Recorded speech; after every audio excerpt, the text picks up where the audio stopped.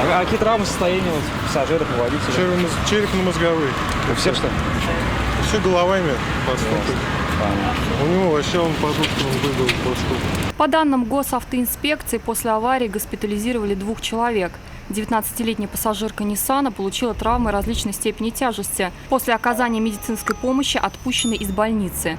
Помощь медиков потребовалась и 37-летнему водителю Kia, предполагаемому виновнику этой аварии. Как установили сотрудники ГИБДД, Kia, не тормозя, врезалась в стоящий на светофоре автомобиле. Основной удар принял на себя Nissan Tiida. По принципу домино его отбросило вперед на BMW, который в свою очередь врезался в Datsun. Ехал, на сотке, отвлекся, говорит, да, тормозного следа нет, просто все, нас считай, мы в Бэхло, вот в этот.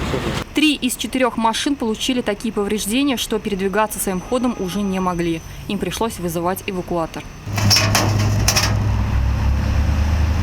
Ответственность, которую понесет водитель Kia, будет зависеть в том числе от тяжести травм, полученных другими пострадавшими. Диляра Исупова, Айрат Назипов, Наиль Абдуллин. Вызов 112.